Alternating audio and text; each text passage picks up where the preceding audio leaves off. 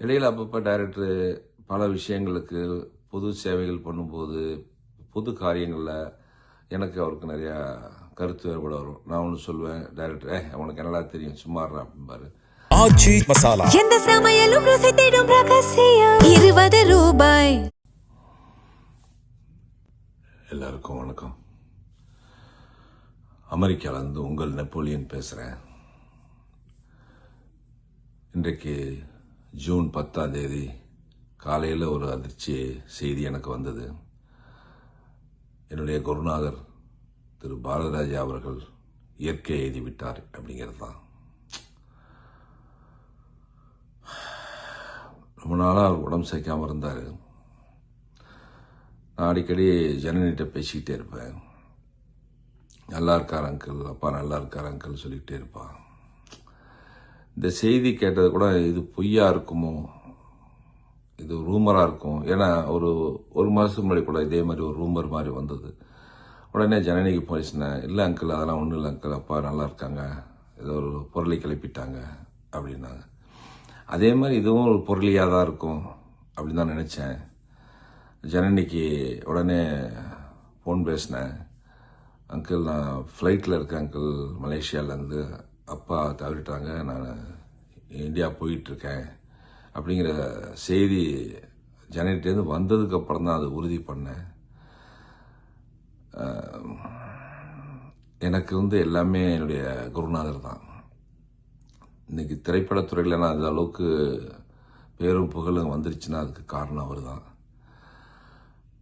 1990 முதல் அவரை சந்தித்த நாள்லேருந்து அவர் என்னை புது நெல் புது நாத்து படத்தில் அறிமுகப்படுத்தினதுலேருந்து 2 ஆண்டுகளுக்கு முன்னாடி என்னுடைய மகன் திருமணத்துக்கு போய் நான் அழைப்பதில் கொடுக்க வரைக்குமே எந்த ஒரு இதுவும் இல்லாமல் அந்த நட்பு அந்த உறவு அப்படியே ரொம்ப பலமாக இருந்துச்சு. இடையில அப்பப்போ டைரக்டர் பல விஷயங்களுக்கு பொது சேவைகள் பண்ணும்போது பொது காரியங்களில் எனக்கு அவருக்கு நிறையா கருத்து வேறுபாடு வரும். நான் ஒன்று சொல்வேன், டைரக்டர் அவனுக்கு என்னடா தெரியும் சும்மாறா அப்படிம்பாரு. நிறைய விஷயங்கள் எனக்கு கருத்து வரும். ஆனால் டைரக்டர் என்றைக்குமே நான் விட்டு கொடுக்க மாட்டேன். அதில் இன்றைய வரைக்கும் நான் கடைப்பிடிச்சிட்டு தான் வரேன். என் லைஃப் முழுக்க அவரை நான் மறக்க மாட்டேன். எனக்கு அரசியலில் கலைஞர் அவர்கள் எப்படி குருவோ அதே மாதிரி சினிமாவில் என்னுடைய குருநாதர்னா அது பாரதிராஜா சார் தான். இயக்குனர் இமயம்னு பேர் எடுத்தவர், இயக்குனர் சிகரத்துக்கு நிகராக தமிழ் திரையுலகத்தை ஆண்டவர். அவருடைய படைப்புகள்லாம் ரொம்ப அரிதானது. யாராலையும் அந்த மாதிரிலாம் திருப்பி கொடுக்க முடியாது. அவர் மாதிரி ஒரு நல்ல மனிதனை பார்க்க முடியாது. எத்தனையோ கலைஞர்களை அறிமுகப்படுத்தியிருக்கிறார், என்னை உள்பட. எனக்கு சினிமானா என்னன்னே தெரியாது, நடிப்புனா என்னன்னே தெரியாது. எனக்கு முதல்ல அந்த படத்தில் எனக்கு அறிமுகப்படுத்தி நடிப்பை சொல்லி கொடுத்து என்னை வளர்த்து ஆளாக்கியவர்.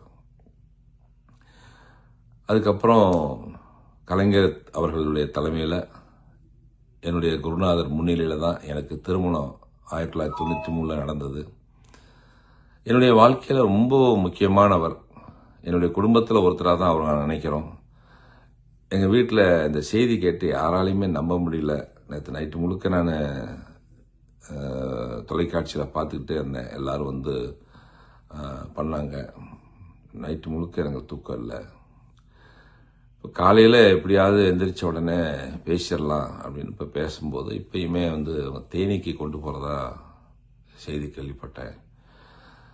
அமெரிக்காவில் இருந்து 2 ஆண்டு காலமாக இந்தியாவுக்கு வர முடியாத சூழ்நிலை இருக்கிறேன். இல்லாட்டி நான் முதல் நாளாக நாங்கள் நிற்பேன்.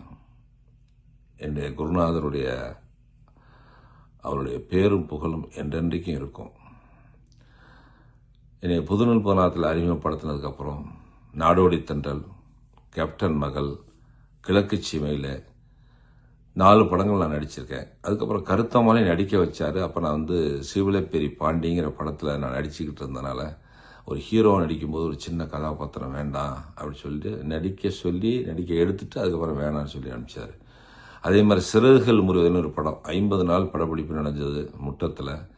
அந்த படமும் பெப்சி படைப்பாளி சண்டையினால் அந்த படம் நின்று போச்சு.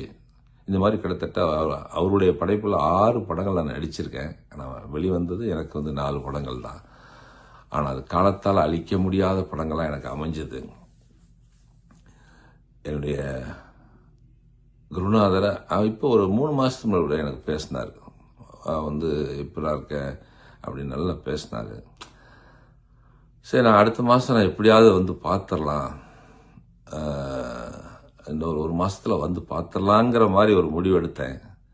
ஸோ அது மாதிரி ஒரு அதிர்ச்சி செய்தி எனக்கு வந்துருச்சு. என்னால் ஒரு அற்புதமான மனிதர். திரையுலகம் நமக்கு மிகப்பெரிய இழப்பை சந்திச்சுட்டு இருக்கு.